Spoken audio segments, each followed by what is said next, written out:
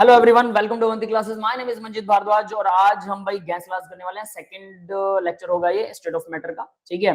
तो चलिए स्टार्ट करते हैं, है ना। मैं जो बता रहा था कि 70 से 80 सेकंड जो है आंखें बंद करके मैं एक पैर पर खड़ा रह पाता हूँ।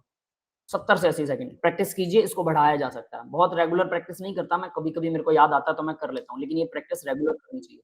कुछ बच्चे 2 मिनट भी रह पाते हैं, 2 minute, that's the big deal. मतलब उनका माइंड ज्यादा एक्टिवेट है।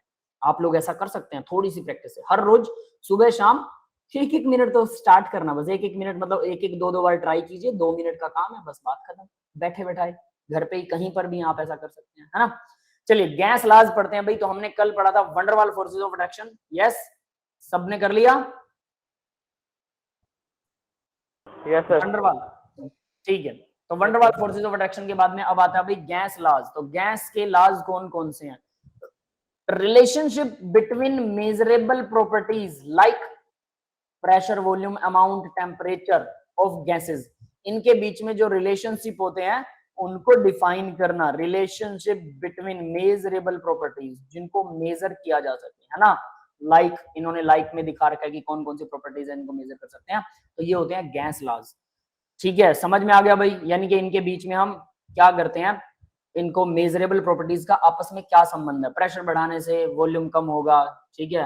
प्रेशर कम करने से वॉल्यूम बढ़ जाएगा, ठीक है। टेम्परेचर बढ़ाने से वॉल्यूम बढ़ जाएगा, प्रेशर बढ़ जाएगा। इस तरह की चीजें आपस में इनका क्या रिलेशन है, इसी को बोलते हैं गैस लॉज। पहली बात बहुत आसान आसान से है, बिल्कुल सिंपली याद हो जाएंगे, no worry. Equation of state क्या होती है भाई? State, equation of state. Gas laws में जितनी भी इक्वेशनें पढ़ेंगे सभी की सभी इक्वेशन ऑफ स्टेट होती है अप्रोक्सीमेटली, ठीक है। तो वो क्या चीज है? अगर हम प्रेशर, वॉल्यूम और टेम्परेचर को फिक्स कर दें, सोचिए जरा कि आयरन है, आयरन का टेम्परेचर है रूम टेम्परेचर, मतलब 25 डिग्री सेल्सियस, ठीक है। प्रेशर है 1 एटमॉस्फेरिक प्रेशर, जो एटमॉस्फेयर हमारे ऊपर प्रेशर डालता है वो 1 एटमॉस्फेरिक प्रेशर है। टेम्परेचर फिक्स हो गया, प्रेशर फिक्स हो गया, ठीक है। तो उसके ऊपर उसका वॉल्यूम तो अपने आप फिक्स हो जाएगा। तो बताइए जरा, आयरन इस टेम्परेचर प्रेशर के ऊपर और वॉल्यूम उसका फिक्स होगा। मान लीजिए 1 kg आयरन है तो उसका वॉल्यूम आपको पता होगा वो कितना होगा, छोटा सा होता है वो, है ना। तो अब बताइए जरा कि वो सॉलिड होगा, लिक्विड होगा या गैस होगा? बोलिए। Sir solid. सॉलिड होगा, ठीक है, बिल्कुल ठीक है। अब बात करते हैं कि इसी आयरन का टेम्परेचर मैं 2000 डिग्री सेल्सियस कर देता हूँ। 2000 डिग्री सेल्सियस, प्रेशर वही एटमॉस्फेरिक है, ठीक है। वॉल्यूम उसका सेम रहेगा, वॉल्यूम बदलेगा नहीं, ये भी बता रहा हूँ आपको, जितना पहले था उतना ही अब है। अब बताइए ये सॉलिड होगा, लिक्विड होगा या गैस होगा? लिक्विड। लिक्विड होगा। लिक्विड होगा। 1580 के आसपास लगभग आयरन का मेल्टिंग पॉइंट होता है, तो लिक्विड हो गया। अगर यही आयरन है, अब मैं बोल रहा हूं कि इसका टेम्परेचर मैंने 5000 डिग्री सेल्सियस कर दिया, ठीक है। इसका वॉल्यूम जो है अब फिक्स नहीं रहा, वॉल्यूम प्रेशर सेम है, वही 1 एटमॉस्फेयर, वॉल्यूम अब फिक्स नहीं रहा। बताइए ये सॉलिड है, लिक्विड है या गैस है? सर गैस है। गैस बन जाएगा।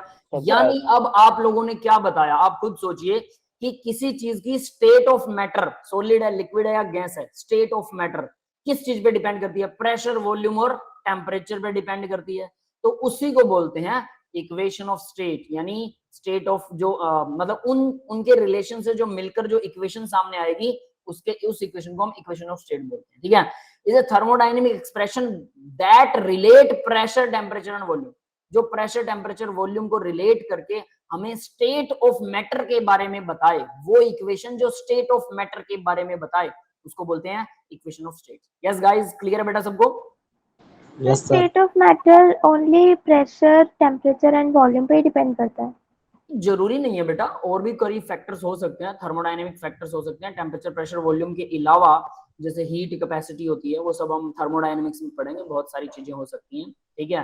बाकी जनरली टेम्परेचर, प्रेशर और वॉल्यूम पर ही नंबर ऑफ मोल पर भी डिपेंड करता है। चौथा फैक्टर और है number of mole, but generally 3 से स्टेट डिफाइन की जा सकती है, 3 फैक्टर। फायर कौन मोल बढ़ाने से। क्या बेटा? सर फायर कौन सी स्टेट ऑफ मैटर होती है? हाँ, बहुत अच्छा क्वेश्चन है, ये बहुत से बच्चों को कंफ्यूज करता है। तो चलिए मैं आपको एक चीज बताता हूँ। सबसे पहले फायर के बारे में नॉलेज लीजिए कि फायर है क्या चीज। फायर जो आपको दिखाई देती है लपटें आग की, वो क्या होते हैं पता है? अध जले कण होते हैं, आधे, हाफ बर्न्ट कार्बन के एटम्स होते हैं, आधे जले कार्बन के एटम्स। अब बताइए आधे जले कार्बन के एटम जो कि गैस फॉर्म में है, क्या है वो? गैस है, बात खत्म। सर मतलब फायर Yes, गैस yes. करते हैं। फायर गैस नहीं है। फायर जो आपको लपटें दिखाई दे रही है ना, हर फायर का अलग अलग मैटर है, याद रख लेना। मैं बात कर रहा हूँ लकड़ी को जब आग लगती है उसमें जो लपटें दिखाई देती हैं उनको लपट, वो गैसियस फॉर्म होती है कार्बन की, आधे जले हुए होते हैं। Heated gaseous form of carbon, जले हुए बिल्कुल प्योर कार्बन नहीं होता वो, जला हुआ कार्बन। क्लियर है? Yes sir. सर अगर उसको किसी में Okay, sir. कंटेन करेंगे तो वो उतना ही गर्म रहेगा? क्या क्या बेटा? मतलब अगर उस जो गैस है, अगर गैस को उसको किसी चीज में कंटेन कर सकते हैं? किसको किसको कह रहे हो? जो कार्बन से निकलती है, जो फायर है, गैसेस। अच्छा, वो लपटें, हवा हवा की लपटें है ना, वो कंटेन नहीं होंगी। रीजन देखिए क्या है, वो लपटें कुछ देर बाद में बुझ जाएंगी। आप क्या बात कर रहे हो पता है? आप क्या सोच रहे हो, मतलब किस चीज को पकड़ने की कोशिश कर रहे हो? रिएक्शन हो रही है, कार्बन जल रहा है, आधा जल चुका है तो आपको दिखाई दे रहा है, वो पूरा जल जाएगा तो दिखाई नहीं देगा, वो कार्बन डाइऑक्साइड में कन्वर्ट हो चुका होगा। समझ में आ गई? Yes sir. या कार्बन मोनोऑक्साइड में। आप उसको बीच में कैसे रख लोगे? आप कहोगे मैं डब्बे में रख लेता हूँ, ये लपट है दिखाई दे रही है। अरे वो जब तक उसको डब्बे में रखोगे तब तक वो जल चुका होगा। यानी कि लगातार ड्यूरिंग द रिएक्शन आप किसी चीज को देख रहे हो, आप उसको ट्रैप नहीं कर पाओगे। समझ गए? है ना? अच्छा समझ गया।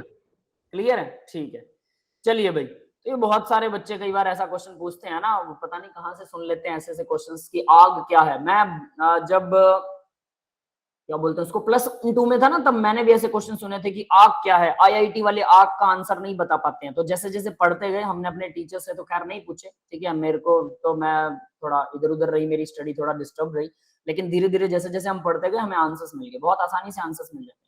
ठीक है, ऐसा नहीं है। तो अगर आप इसे ध्यान से पढ़ोगे, आपका खुद माइंड अपने आप काम करने लगेगा। और ऐसे तो बहुत छोटे लेवल के आंसर्स, जैसे कई बार बच्चे ना बायो के टीचर से पूछते हैं, मैंने बायो पढ़ाई तो बायो में बच्चे पूछते हैं पहले मुर्गी आई या अंडा। सुना है ऐसा question? Yes Yes, sir. sir. पहले चैट अंडा भी आया। आई थी, चैट तो बताइए पहले मुर्गी थी या अंडा था? सर बोलती पहले चाय अंडा आया। सर अंडा। पहले अंडा आया। आपको ऐसा मुर्गी लगता है? आई। सर मुर्गी। सुनिए सुनिए, पहले मुर्गी थी, और वो मुर्गी क्या था? म्यूटेंट मुर्गी थी। यानी कि मैं आपको सिंपल बताता हूँ, एनिमल्स कैसे कैसे पैदा हुए। समुद्र के अंदर पहले इवोल्यूशन हुआ था, सी वाटर के अंदर। सी वाटर के अंदर पहले प्लांट पैदा हुए, जो प्लांट्स ने बहुत ज्यादा ग्रो कर लिया तो प्लांट्स में कंपटीशन बढ़ गया, तो प्लांट्स के डीएनए आरएनए जो भी उनमें था उसने चेंज किया। और ऐसा चेंज किया कि पहले प्लांट कार्बन डाइऑक्साइड लेते थे, ऑक्सीजन छोड़ते थे, बाद में उन्होंने चेंज किया, ऑक्सीजन लेना शुरू कर दिया, क्योंकि पहले एनवायरनमेंट में ऑक्सीजन 0 थी। जब ऑक्सीजन का प्रेशर बढ़ने लगा तो प्लांट्स ने भी रिवर्स प्रोसेस शुरू कर दिया। लेकिन कुछ प्लांट म्यूटेंट हो गए। म्यूटेंट का मतलब उनका जेनेटिकल मटेरियल चेंज हो गया, उनके फंक्शंस चेंज हो गए, उनका डीएनए चेंज हो गया, और फिर वो क्या एनिमल वाली बिहेव करने लगे। मतलब फिर ऐसे एनिमल बने। फिर वो एनिमल समुद्र से बाहर आ गए। जब एनिमल भी समुद्र में बहुत ज्यादा हो गए तो समुद्र से बाहर आ गए। जब वो बाहर आए तो बाहर आने के बाद में फिर उनको भी तो रिप्रोडक्शन करना था, उनकी आगे नेक्स्ट जनरेशन चलानी थी। तो नेक्स्ट जनरेशन पहले कैसे चलती थी समुद्र में? प्लांट्स कैसे नेक्स्ट जनरेशन करते हैं? प्लांट की कोई टहनी टूट गई, कोई पत्ता टूट गया, बहुत सारे ऐसे प्लांट होते हैं उसका पत्ता तोड़ दो। एक होता पत्थर चट का पौधा, स्टोन ईटर बोलते हैं उसको, पत्थर चट। वो उस पौधे का पत्ता काट लीजिए, पत्ते को काट के, लीफ को काट के आप धरती में मिट्टी में लगा दीजिए, उससे पौधा बन जाता है। Sir Bryophyllum.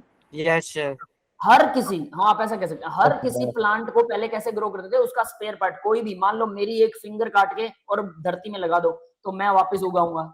ऐसा होता था प्लांट्स में। समझ गए? तो फिर बाद में उन्होंने क्या किया? फ्रूट्स बनाना शुरू किया, और क्या बोलते हैं, फ्लावर बनाना शुरू किया। फ्लावर्स के अंदर रिप्रोडक्टिव ऑर्गन्स आए, पोलन ग्रेन्स आए, स्टाइल, स्टिग्मा, ओवरी, ये चीजें ग्रो हुई। यानी कि उन्होंने स्पेशल टाइप के ऑर्गन्स ग्रो किए जिनसे कि नेक्स्ट जनरेशन पैदा हो सकती है। तब बना सीड।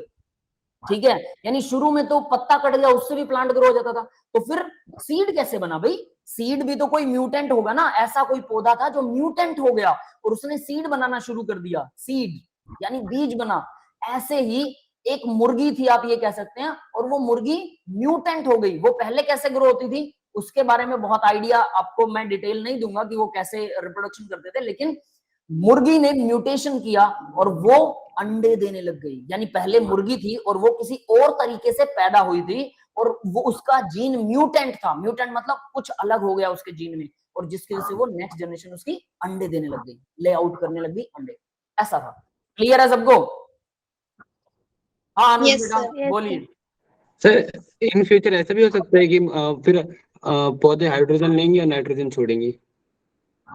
ऐसा हो सकता है बेटा, लेकिन ये चेंज बहुत ही मतलब बड़े लेवल का है। आप मतलब सारी रिएक्शनें चेंज करनी पड़ जाएंगी। हाइड्रोजन नाइट्रोजन एनवायरनमेंट में नहीं है, एनवायरनमेंट का इफेक्ट नहीं है। डेफिनेटली देखो हमारे अंदर ना बहुत अच्छी एबिलिटी होती है, अगर मैं आपको गर्मी में रखूं, लगातार गर्मी में रखूं, ठीक है, धूप में ही रहना पड़े, हमारी स्किन क्या होती है, टैन हो जाती है। और अगर हमारी 10 जनरेशनें 20 जनरेशनें ऐसा करने लगे और लगातार धूप में ही रहे, तो हमारे सारे बच्चे काले पैदा होंगे, हम साउथ अफ्रीकन बन जाएंगे। कैसे? या फिर इंडिया के अंदर जो भूमध्य रेखा है ना, भूमध्य रेखा, वो नॉर्थ जोन से गुजरती है, यूपी बिहार के आसपास से, है ना। Yes sir. वहां पर सनलाइट की रेज सीधी आती हैं, तो हमारे नॉर्थ इंडियंस जो होते हैं उनका कलर टैन होता है। वजह क्योंकि वहां पर सीधी लाइनें पड़ती हैं। उनकी बहुत सारी जनरेशन ऐसा करती आ रही हैं, तो उनको अगर सही करना है, उनको अगर व्हाइट करना है, तो उनको बहुत सारी जनरेशनें लगेंगी अपना जीन चेंज करने में। आसानी से चेंज नहीं होता ये। अगर यूं कहो कि मैं सारी उम्र काला रहा, ब्लैक रहा, टैन रहा सनलाइट की वजह से, जबकि मेरा रंग गेहुआ है, हम गोरे नहीं है, Indians are not white coloured, वो सब के सब लगभग गेहुए हैं, ठीक है। कुछ एक हैं जो टैन है थोड़े से ज्यादा, कुछ एक हैं जो थोड़े से ज्यादा व्हाइट है, लेकिन वो परसेंटेज कम है। ज्यादातर इंडियंस जो है वो गेहुआ रंग है उनका, गेहूं के जैसा, व्हाइट नहीं है, ब्लैक भी नहीं है, गेहुआ रंग। तो अगर आप उन्हें सनलाइट में रखेंगे तो ब्लैक हो जाएंगे, अगर थोड़ा सा ठंडे उसमें रखेंगे तो थोड़ा सा उनका रंग थोड़ा सा और साफ हो जाएगा, ठीक है। ऐसा होता है। तो भाई इसको, मेरी जनरेशन को अगर आप बिल्कुल ब्लैक टैन बनाना चाहते हो, तो मुझे मेरी बहुत सारी जनरेशन लगेंगी जिनको हमें ब्लैक रखना पड़ेगा, मतलब उनको टैन रखना पड़ेगा, उन्हें ज्यादा हीट में रखना पड़ेगा। अचानक से नहीं होने वाला है। और फिर सिर्फ मेरी जनरेशन नहीं, मतलब मैं ही अकेला टैन हूं ऐसा नहीं है, मेरा पार्टनर भी, मेरी वाइफ, फिर उन बच्चों के आगे पार्टनर, सबके सब टैन होने चाहिए और लगातार उनको हीट में रखा जाए, तब वो जीन बदलेंगे। मतलब 100-150 जनरेशन लग जाती है एक छोटा सा जीन बदलने में। तो अगर हाइड्रोजन नाइट्रोजन को चेंज करना चाहते हो तो बेटा पहले तो एनवायरनमेंट में होनी चाहिए। एनवायरनमेंट में अगर है तो उन पर प्रेशर पड़ेगा, ज्यादा नाइट्रोजन अपनी बॉडी में जाएगी, ज्यादा जाएगी तो नाइट्रोजन के साथ में भी वो रिएक्शन करना सीख लेंगे, ऑक्सीजन का अमाउंट हो जाएगा कम। तो धीरे धीरे जीन चेंज होता है। अचानक से बड़ा चेंज आता है तो उसको बोलते हैं म्यूटेंट। लेकिन म्यूटेशंस के अंदर अगर अचानक से बड़ा चेंज आ गया तो उसमें गड़बड़े होने की संभावना भी ज्यादा होती है, बहुत सारी गड़बड़ हो सकती है। इस वजह से म्यूटेशंस अच्छी होती है, कभी कभी खतरनाक हो सकती है। गड़बड़ होने का मतलब समझते हो? म्यूटेशंस में अगर जीन गड़बड़ आ गया तो इंसान के बच्चे की पूंछ निकल आएगी, मुंह उसका अलग हो सकता है। और ऐसा ना, आपको एक चीज बताता हूँ, इंग्लैंड के अंदर एक म्यूजियम है, आप उसको ऑनलाइन देख सकते हैं आजकल, तो एक म्यूजियम है एबनॉर्मल चाइल्ड्स के नाम से। उसके किसी चाइल्ड की कैसी शक्ल है, किसी चाइल्ड की कैसी है, जानवर के जैसी शक्ल है, बहुत सारा अजीबोगरीब म्यूटेंट्स हैं, समझ गए। यानी हम लोगों ने, इंडियंस ने पेडिग्री एनालिसिस को फॉलो किया। पेडिग्री एनालिसिस क्या होता है पता है? आपके किसी पर्टिकुलर जीन को पकड़ लिया और आपकी पूरी जनरेशन में आपके दादा परदादा पर दादा के जीन को फॉलो किया उन्होंने। उन्हें समझ में आ गया कि इस इंसान के, मान लो हेयर जो है, जैसे मेरे हेयर लॉस है ना, मैं थोड़ा सा गंजा हूं, बाल्डनेस है मेरे सिर के अंदर, तो इसका मतलब मेरी जनरेशन में कहीं ना कहीं रही होगी, या मेरे नाना की जनरेशन में। तो अगर हम उनको पेडिग्री एनालिसिस करें कि कहां पर है, वो जीन पकड़ में आ जाएगा कि ये वाला जीन है जिसकी वजह से ऐसा हो रहा है। तो अगर मेरा नेक्स्ट पार्टनर अगर उसका जीन का पेडिग्री एनालिसिस किया जाए तो क्या होगा, मेरे बच्चों में बाल्डनेस नहीं होगी अगर उस पार्टनर के जीन अच्छे हैं तो। अब इसी तरीके से ये जो हम लोग बोलते हैं ना कि जातिवाद फैला दिया, इंडियंस जातिवाद फैलाते हैं, ऐसा नहीं था। इसको बोलते हैं पेडिग्री एनालिसिस। यानी generation to generation pedigree analysis किया गया, उन पेडिग्री एनालिसिस को अलग अलग नाम दिए गए, अलग अलग कास्ट बना दी गई। उस कास्ट में कोई छोटा बड़ा नहीं था, दैट वाज नॉट द कोई हायर कास्ट में है कोई लोअर कास्ट में है, ऐसा नहीं था। लेकिन इस सिस्टम को गुलामी की वजह से और कुछ नेताओं की वजह से इस सिस्टम को मतलब बकवास करार दे दिया गया था, जबकि इसमें पेडिग्री एनालिसिस होता है। यानी हमारे बैड जीन्स को सेग्रीगेट किया जाता है। शादी के टाइम पर क्या देखा जाता है पता है? खुद लड़के का कौन सा गोत्र है, लड़की का गोत्र क्या है, लड़के के नानी का गोत्र क्या है, लड़के की मदर का गोत्र क्या है, लड़के की दादी का गोत्र क्या है। दादी, नानी, मदर, ये तीनों औरतों का गोत्र देखा जाता है, मतलब उनका पेडिग्री एनालिसिस का वो जीन चेक किया जाता है। और फिर लड़के का खुद का पेडिग्री एनालिसिस का जीन, एक हमने सिंबल्स दे रखे हैं कि इसका नाम रख दिया सिंपल करने के लिए कि ये गोत्र हो गया, लेकिन वो पेडिग्री एनालिसिस फॉलो होता है। अब उस पेडिग्री एनालिसिस के अंदर सोचिए जरा, अगर वो चारों, लड़की का भी यही देखे जाते हैं 4 चीजें, लड़के की भी 4 चीजें देखी जाती है, वो चारों पेडिग्री एनालिसिस है, ये चारों सेम नहीं होने चाहिए। अगर ये सेम है तो डेफिनेटली उनमें कहीं ना कहीं डिफेक्ट आने वाला है। तो 4 गोत्र छोड़कर मैरिज की जाती है इंडियंस के अंदर जनरली। हालांकि बहुत सारे डिफ्लेक्शंस आ गए, लोग इन बातों को मानते नहीं है, लव मैरिजेस भी आ गई, बहुत सारे पंगे भी आ गए, लेकिन अगर इसको सही फॉलो किया जाए तो आप लोगों को बड़ी हैरानी होगी। आज के टाइम में अगर इसमें कभी म्यूटेंट जीन पैदा नहीं होगा, मतलब बहुत ज्यादा अलग प्रॉपर्टी वाला बच्चा पैदा नहीं होने वाला, ठीक है। और बच्चे के अंदर जो गुण आएंगे, जो नेक्स्ट जनरेशन आएगी, वो नॉर्मल हेल्दी जनरेशन होगी। हम ये नहीं कह सकते वो बहुत बड़ा तगड़ा होने वाला है, नॉर्मल हेल्दी जनरेशन, ठीक है। लेकिन अगर लव मैरिजेस की जाती है, अब आपको कमाल की चीज बताता हूँ, लव मैरिज करने के बाद में अगर बच्चे में थोड़ा बहुत डिफेक्ट है, डिफेक्ट जैसे वो लेट चल रहा है, चल नहीं पा रहा है, बोल नहीं पा रहा है, या कुछ और तरह की अपंगता है उस बच्चे में, आप डॉक्टर के पास जाइए, डॉक्टर पहला क्वेश्चन पता है क्या पूछता है? First question of the doctor, is this the love marriage? Is this the love marriage? He always ask that. क्यों? उसे पता है लव मैरिज में वो 4 जीन का पेडिग्री एनालिसिस नहीं देखा जाता, कास्ट भी अलग हो जाती है, तो म्यूटेंट जीन पैदा होने की प्रोबेबिलिटी बढ़ जाती है। म्यूटेंट जीन अच्छा भी हो सकता है, मैं नहीं कह रहा कि बुरा होगा, लेकिन बुरा भी हो सकता है। इस वजह से पेडिग्री एनालिसिस है नहीं, हमें ज्यादा नॉलेज रही नहीं। पहले जीन्स की बहुत अच्छी नॉलेज होती थी, ऐसा नहीं कि लव मैरिजेस खराब थी, पहले जीन्स की नॉलेज बहुत अच्छी होती थी लोगों को, उनको पेडिग्री एनालिसिस भी करना आता था, इसलिए पहले भी लव मैरिजेस होती थी। अगर आपको बता दूं भगवान कृष्ण के टाइम का, कि भगवान कृष्ण ने भी लव मैरिज की थी राधा से, समझ गए। और सुनिए, द्रोणाचार्य जो थे, द्रोणाचार्य गुरु थे कौरवों और पांडवों के, उनकी भी, उनका जन्म कैसे हुआ, उनकी पत्नी कौन थी, और आप बाकी के भी देखेंगे ना, कौरव कैसे पैदा हुए थे, 100 कौरव थे, उनको घड़ों में पैदा किया जाता, मतलब टेस्ट ट्यूब बेबी, वो टेस्ट ट्यूब बेबी की तरह पैदा हुए थे, ठीक है। फिर कौरवों का जो सबसे बड़ा पिता था, मतलब सबसे पहले था, पता नहीं क्या नाम था उसका, उसने एक मछुआरन से शादी की थी, राजा था वो, और भीष्म, पितामह भीष्म थे ना, उसका फादर जो था, उसने एक, उसकी मदर मर चुकी थी, उसका फादर शांतनु है ना, शांतनु था, जो भी था, उसने, उसके फादर ने एक मछुआरन से शादी की थी, और मछुआरन ने कहा था कि मेरे बच्चों को तो राजपाट दोगे नहीं, क्योंकि ये तो राजघराने का है भीष्म। तो भीष्म ने बोला कि मैं जो है, मैं मतलब मैं राजपाट नहीं लूंगा। तो उसने बोला तू तो नहीं लेगा, ठीक है, तू राजघराना, लेकिन तेरे बच्चे ले लेंगे, कल को तेरे बच्चे पैदा होंगे। तो उसने बोला था कि मैं शादी ही नहीं करवाऊंगा। अपने फादर के लिए उसने ये डेडिकेशन दिखाया था कि मैं शादी नहीं करूंगा, मेरे फादर के साथ शादी कर ले, तेरे ही बच्चों को राजपाट मिलेगा। और उसने फिर वचन दिया था कि मैं हमेशा तेरे बच्चों की रक्षा करूंगा, इसीलिए कौरव और पांडवों का उसने साथ दिया था, समझ रहे हो, भीष्म पितामह ने। तो यानी वो भी तो लव मैरिज थी ना, कौन कहता है कौरव और पांडव लव मैरिज से पैदा हुए थे। अब उसके लिए कई बार लोग बोलते हैं कि एकलव्य का अंगूठा काट दिया था द्रोणाचार्य ने, क्योंकि एकलव्य जो था वो छोटी जात से था। कौन कह रहा भाई छोटी जात से? जरासंध जो था ना, जरासंध, जरासंध का सेनापति जो था, उसका लड़का था एकलव्य, अमीर खानदान से था। अगर वो छोटी जात से था, जो कि ऐसा कुछ था नहीं इंडियन कल्चर्स के अंदर, बट ये बाद में एडिट कर दिया गया, बना दिया गया, लोगों में अनपढ़ता आई, उन्होंने उसे एक्सेप्ट भी कर लिया। लेकिन नेता इस बात को मानते नहीं, अब उसी को भुना रहे हैं, उसी को आगे धक्का मार रहे हैं, छोटी बड़ी जात लड़ाई करवाओ, ये करवाओ, वोट लो, ये चलता है सब जगह पर। तो सोचिए वो मतलब सेनापति का लड़का था, अमीर खानदान का था, और आपको लगता है कि ये लोग जो कौरव थे वो राजघराने के थे? ये सब के सब भी तो म्यूटेंट जीन थे ना, ये तो लव मैरिज से पैदा हुए थे सारे के सारे। तो इनका तो राजघराना तो कुछ था नहीं, क्योंकि वो मछुआरन का लड़का था, मछुआरन के लड़के थे वो सारे के सारे। तो कैसे कह सकते? तो यहाँ पर उनको बड़ा ऊंची जात बना दिया और बाकियों को छोटी जात बना दिया, अपनी मर्जी से, जिसका मन किया उसको वो बना दिया। वाल्मीकि जी ने रामायण लिखी, भगवान को राम को भगवान बना दिया, वाल्मीकि जी। अरे भाई उस टाइम तो कहते हैं कि वेद पढ़ने का किसी को हक नहीं था, छोटी जात वालों को ऐसा माना जाता, तो फिर उन्होंने कैसे वेद पढ़ लिए, उनको कैसे ज्ञान हो गया? इस बात पे कोई बहस नहीं करता, क्योंकि एक्चुअल में वहां से फिर प्रोपेगेंडा फैल जाएगा ना, प्रोपेगेंडा गलत हो जाएगा। सोचिएगा जरा, ध्यान से रीजनिंग कीजिएगा। इंसान अपने फायदे के लिए कास्ट बनाता है, कास्टिज्म फैलाता है।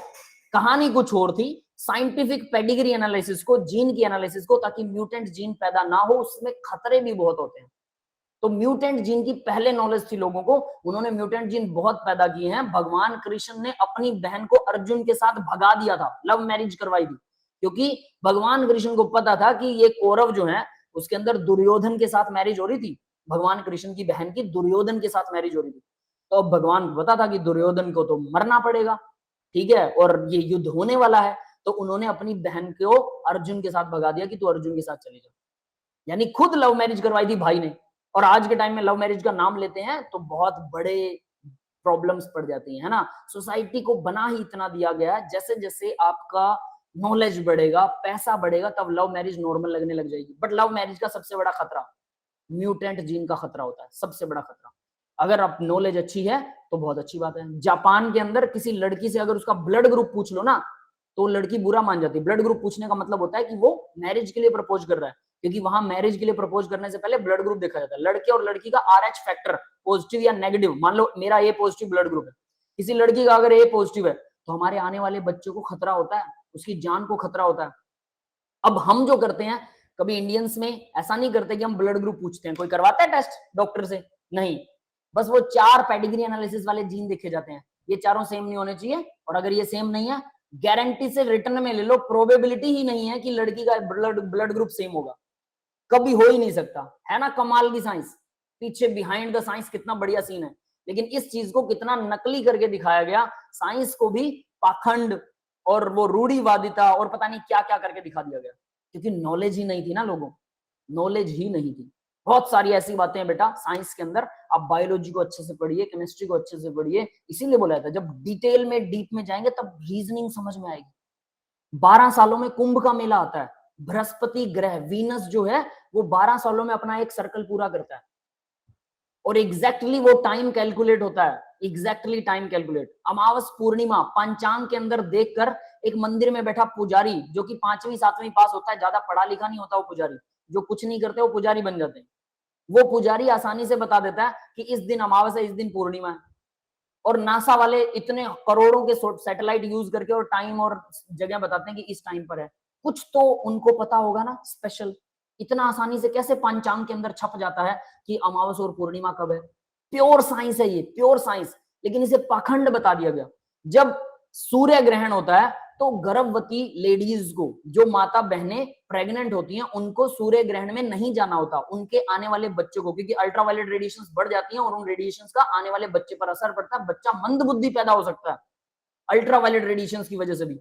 उसको घर से बाहर नहीं जाना चाहिए, आंखों से, खुली आंखों से ग्रहण नहीं देखना चाहिए। समझ रहे हो क्यों? क्योंकि आपकी अल्ट्रावायलेट रेडिएशन आंखों में जाती है, आंखों की रोशनी कम हो जाती है। ये भी साइंस बताती है, कमाल की बात नहीं है? ये आज साइंस ये कह रही है, जबकि अगर पंचांग देख के सूर्य ग्रहण में घर से बाहर निकलना गलत है, अगर कोई पुजारी कह दे तो ये पाखंड है, प्योर पाखंड। लेकिन साइंस वाले बोल दे तो सही है। साइंस को तो अब पता लगा, उन्हें शायद कुछ पहले से पता है। कुछ चीजें हो सकता है कि बहुत सारी चीजें एडिट हो गई हैं, लेकिन आप सही तरीके से इन साइंस की चीजों को फॉलो करेंगे, पता करेंगे ना अंदर बिहाइंड द सीन क्या चल रहा है, तो आपको समझ में आएगा कि वाकई में ये जो हमारी साइंस है ये बहुत अच्छी है, एंशिएंट साइंस। लेकिन इसको हम मानना पसंद नहीं करते।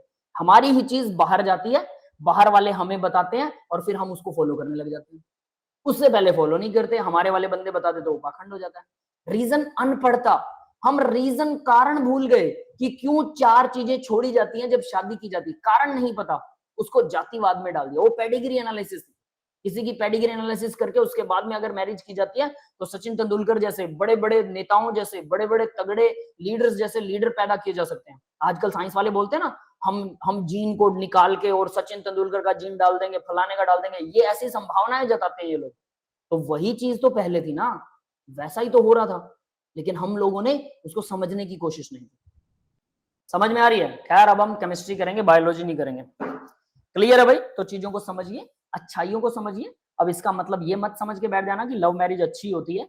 लव मैरिज के कुछ अपने साइड इफेक्ट भी होते हैं। 90% ऑफ लव मैरिजेस जो है ना वो अच्छी नहीं होती, उनके तलाक हो जाते हैं। रीजन क्या है? ये डाटा है पॉजिटिव। इसका एक नेगेटिव व्यू है कि लव मैरिज उस हिसाब से भले ही गलत ना हो, लेकिन उसके 2 खतरे। पहला म्यूटेंट जीन का खतरा, चलो उसको भूल भी जाएंगे कि वो रेयरली होते हैं, इतना आसान नहीं है कि सारे बच्चे अपंग थोड़ा पैदा होंगे, लेकिन होता है, ये असर है। अगर आपको देखना है इंटरनेट के ऊपर सर्च कीजिए, अमेरिका के अंदर थर्ड जेंडर कितने % है। थर्ड जेंडर, ना वो मेल है ना फीमेल है, थर्ड जेंडर का मतलब ये है, तो वो कितने % है? 25% थर्ड जेंडर है अमेरिका में।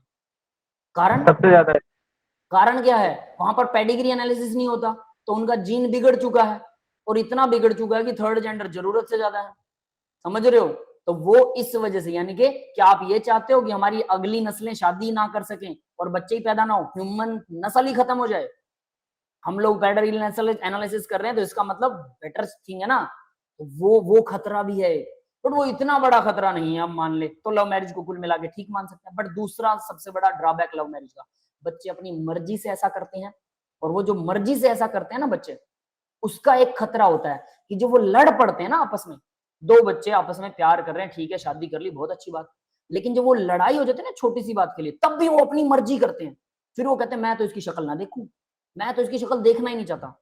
अरेंज मैरिज में बच्चे माँ बाप की बात मानते हैं, मतलब वो सिंसियर होते हैं। अब अगर मान लो अरेंज मैरिज में किसी तरह तरीके से आपस में बच्चों में बन नहीं रही, सपोज किसी कारण से आपस में बच्चों में बन नहीं रही, दोनों बच्चों में लड़ाई हो जाती, तो माँ बाप की और अपने रिश्तेदारों की, पड़ोस की थोड़ी शर्म कर लेते हैं, और वो कहते हैं कि कोई बात नहीं, गुजारा करना है, और ऑब्वियस सी बात है उनकी शादी निभी रह जाती है। अब यहाँ पर क्वेश्चन मार्क उठता है कि ये तो शादी मतलब समझौता करना हो गया। तो भाई आप मेरे को दुनिया में कोई ऐसे दो बहन भाई दिखा दो जिनकी कभी लड़ाई ना होती हो। एक ही माँ बाप से पैदा होते हैं, दो भाई बहन पैदा होते हैं, दोनों की लड़ाई होती है घर में, है ना। तो आप जिस लड़की को पसंद कर रहे हो, या जो लड़की जिस लड़के को पसंद कर रही है, जब एक घर में अपने ही घर में अपने भाई बहन से नहीं बन रही है, तो उस लड़की या उस लड़के से आपकी पूरी बन जाएगी, हमेशा बनी रहेगी? नहीं ना, पॉसिबल ही नहीं है ना। तो इसका मतलब समझौता तो करना पड़ेगा। जब भाई बहन की लड़ाई हो सकती है, तो भाई वो भाई बहन जो एक माँ बाप से पैदा हुए हैं और एक ही परिवार में रह रहे हैं, एक जैसे संस्कार उसमें डल रहे हैं, फिर भी उनके विचार नहीं मिलते, तो फिर दूसरे परिवार में से जो लड़की आएगी या जो लड़का आएगा, उसके विचार आपसे कैसे मिल जाएंगे बेटा? नहीं मिल सकते, पूरे तो नहीं मिल सकते, कहीं ना कहीं तो विचारों में टक्कर लगेगी। जहां टक्कर लगेगी वहां पर समझौता करना पड़ेगा, किसी एक को थोड़ा सा, किसी दूसरे को थोड़ा ज्यादा, किसी जगह पे लड़की करेगी, किसी जगह पे लड़का करेगा, समझौता दोनों को करना पड़ता है, तभी रिश्ता बचा रह सकता है। समझौता नहीं करेंगे तो तलाक। अब जो बच्चे लव मैरिज करते हैं उसका सबसे बड़ा ड्रॉबैक, दूसरा ड्रॉबैक क्या है, वो सारे समाज से लड़के, माँ बाप से लड़के भाग जाते हैं घर से, घर वालों को मनाते नहीं है, उनकी मानते भी नहीं है, भाग जाते हैं। अब भागने का मतलब जब उनकी आपस में लड़ाई होगी तब भी वो समाज की परवाह नहीं करेंगे, तब वो तलाक ले लेंगे, रिश्ता खत्म। फिर उसके बाद किसी दूसरे से शादी करेंगे, जैसा विदेशों में होता है, फिर तीसरे से, फिर मैच्योर हो जाएंगे तो उन्हें समझौता करना आ जाएगा। टिकने वाले तो अब भी नहीं है, लेकिन उन्हें समझौता करना आ जाएगा। फिर वो पड़े रहते हैं, 10-20 साल निकाल लेते हैं, ठीक है जिंदगी काटनी है, अब तो कुछ बचा तो है नहीं। जवानी में दिमाग खराब, बुढ़ापे में फिर से दिमाग खराब, 2-3 हस्बैंड बदल लिए या 2-3 वाइफें बदल ली, लास्ट में रिजल्ट जीरो। ये विदेशों में हो रहा है। हमारे संस्कार इसलिए हमें कहते हैं कि हम बचे रह जाते हैं। समझौता तो वहां भी करना पड़ेगा, लेकिन कम से कम मेंटल स्ट्रेस कम होगा उस मुकाबले में, ये वजह है। लेकिन हमने माहौल ऐसा क्रिएट कर दिया है कि बच्चे आपस में साथ बैठते हैं, पास रहते हैं, दूसरे से बातें करते हैं, और वो उनका एज फैक्टर की वजह से उनमें प्यार पैदा हो जाता है, और बाद में भाग जाते हैं, और बाद में लड़ाई होती है तो तलाक भी जल्दी हो जाते हैं। तो देखिए लव मैरिज बुरी नहीं है, लेकिन समझदारी से की गई। समझदारी कब क्रिएट होती है? मेरा मानना है कि कम से कम लड़का और लड़की कम से कम 25 की उम्र पार कर चुके हो, दोनों 25 के आफ्टर। फिर अगर आपको लगता है कि सही में आपकी लव मैरिज हो जानी चाहिए, तो मुझे लगता है कि उसके टिकने की प्रोबेबिलिटी ज्यादा होती है। उससे पहले अगर आप भागने की सोच रहे हैं तो समझिए कि वो अच्छी बात नहीं है, क्योंकि आपकी मैरिज फिर टिकने वाली नहीं है। ये बचपना है, 25 से पहले बचपना है, 25 के बाद, लड़की 25 के बाद हो जाए तो लड़का 26, 27, 28 का तो होगा। इतने में दोनों में मैच्योरिटी होती है, दोनों सोच समझ के बात करते हैं। भाई तू कमाता कितना है, ठीक है, गुजारा हो जाएगा कि नहीं, घर वालों से तो लड़के जा रहे हो, गुजारा कर लेंगे कि नहीं, समझदारी से काम करेंगे कि नहीं, है ना। सिर्फ ये नहीं कि सिर्फ एक्साइटमेंट है, प्यार है मेरे को, ठीक है तू मेरे को अगर बोल देगा तो मैं तो तेरे बोल से ही खुश हो जाऊंगा, मुझे खाना ही नहीं चाहिए, मैं तेरी गोदी में सो जाऊंगा, मुझे घर नहीं चाहिए, है ना। और बाद में बाहर जाते हैं तो पैसा पता लगता है कि माँ बाप फ्री की खिला रहे थे। समझ गए बेटा? Yes sir. तो ये चीज याद रखिएगा, ये सबके साथ होती है, ठीक है। सबको ऐसा लगता है मैं पता नहीं क्या हूं, और है कुछ नहीं है, हार्मोनल डिस्टरबेंस है बस। हार्मोन्स है ना बॉडी में, वो यूं दिखाते हैं कि मैं बस दुनिया के तारे तोड़ लाऊंगा, मैं कुछ भी कर सकता हूँ। जब रियलिटी आती है थोड़े साल बाद समझ में, तब आता है मैं कुछ नहीं कर सकता, मेरा कुछ नहीं हो सकता। तब सब टूट जाता है दिल, है ना। तो सोचिएगा जरा, एक ना गाना आता है हरियाणा में, आपने गाना सुना होगा कि जट ए कर दू, जट ओ कर दू, ये वाले गाने सुने ना, पंजाबी सॉन्ग्स, है ना, सुने? Yes, sir. पंजाबी सॉन्ग से ना बहुत ज्यादा एक्साइटमेंट होता है, ये यंगस्टर्स के लिए होता है। वो सोचते हैं मैं पता नहीं क्या कर दूं। अब उसके बाद क्या होता है, टाइम बेटा, हाँ बिल्कुल बिल्कुल पढ़ेंगे, नो वरी, ठीक है। इतना सच नहीं बोलना था। अब उसके बाद क्या होता है, एक और गाना है जट, मतलब इसी के लिए, यंगस्टर्स के लिए, वो बोलते हैं कि एक गाना था, मुझे अब पूरे बोल याद नहीं है, कि हुण नी मुड़दे यार नी चंडीगढ़ वाली है, हुण नी मुड़दे यार। पहले तो चंडीगढ़ हमारे हरियाणा में बड़ा फेमस है, चंडीगढ़, ठीक है, बड़ा अच्छी सिटी है, तो वहां बड़े बड़े लोग पढ़ने जाते हैं, अमीर घरों के बच्चे पढ़ने जाते हैं। तो उसके बाद में वो लव वव करते हैं, उसके बाद में जब पता लगता है कि बापू ने पढ़ने के लिए भेजा था, पढ़े तो है नहीं, वापस बुला लिया, तब वो गाने गाते हैं, हम हुण नहीं मुड़दे यार। और उस टाइम पे जब वहां होते हैं तो जट ऐ कर दू, गेड़ी मारने जाएंगे, ये करेंगे वो करेंगे, है ना।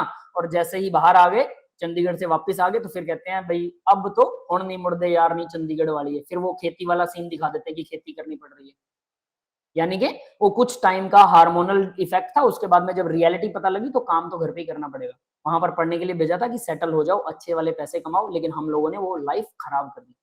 सेम जिंदगी आप लोगों के लिए, कोई बात नहीं, अगर आज का लेक्चर थोड़ा वो भी हो जाए तो कोई दिक्कत नहीं, कभी कभी समझना, कभी कभी ये चीजें करना भी जरूरी है, ये चीजें पता होनी चाहिए, ताकि लाइफ में आपको कभी दिक्कत ना आए, कभी भी दिक्कत ना आए। ये आपको पहले से पता होगा तो काफी हद तक आप समझदार रह सकते हो, काफी हद तक आप मैच्योर रह सकते हो, है ना। तो ये लाइफ की चीजें हैं भाई। चलिए अब शुरू करें, चलिए पढ़ाई शुरू करते हैं। आइडियल गैस, ये सारी चीजें आप लोग धीरे धीरे समझ जाएंगे। हाँ बेटा, मैं हरियाणवी हूँ, मैं हरियाणवी हूँ, हरियाणा से हूँ, बिलोंग्स फ्रॉम हरियाणा, हरियाणा सिरसा।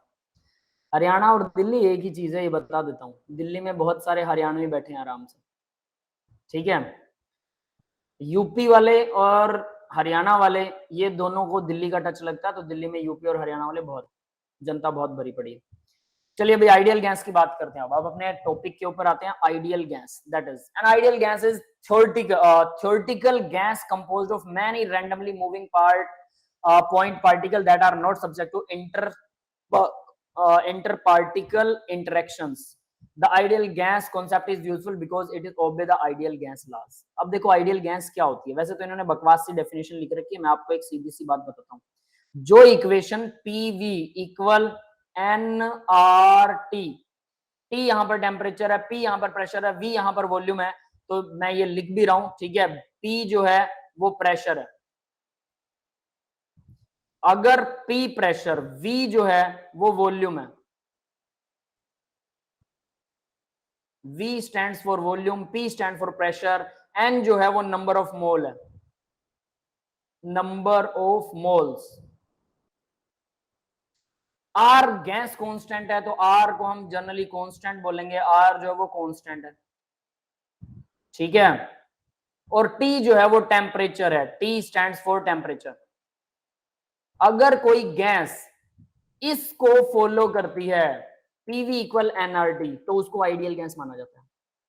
अगर कोई गैस ये इक्वेशन फॉलो करती है, उसको बोलते हैं आइडियल गैस। और अगर कोई गैस इक्वेशन को फॉलो नहीं करती, वो होती है नॉन आइडियल गैस। समझ में आ गया भाई? Yes sir. ठीक है। सर अब इस इक्वेशन को फॉलो, हाँ बेटा बोलो बोलो। हमें क्वेश्चन में आर कांस्टेंट की वैल्यू गिवन होगी? हमें याद करना पड़ेगा, आगे आएगा, चिंता मत करो, ठीक है। आर की 3-4 वैल्यूज है, वो हम रट्टा मारेंगे, गिवन नहीं होगी, बता देता हूँ, याद करेंगे। कभी कभी गिवन होगी, गलती से कोई दे दे तो अच्छी बात है, लेकिन जनरली नहीं देंगे, तो आपको याद किया करना पड़ेगा। तो PV इक्वल nRT, इसको अगर कोई गैस फॉलो करती है उसको आइडियल गैस कहते हैं। जनरली कोई भी गैस आइडियल है ही नहीं, क्योंकि ये PV इक्वल nRT को फॉलो करने के लिए एक स्पेसिफिक कंडीशंस की जरूरत होती है। तो स्पेसिफिक कंडीशन का मतलब वो कंडीशन कभी कभी आती है, तो कभी कभी कोई गैस जो है वो आइडियल होती है, कभी कभी, नॉट ऑलवेज। समझ में आ गया है?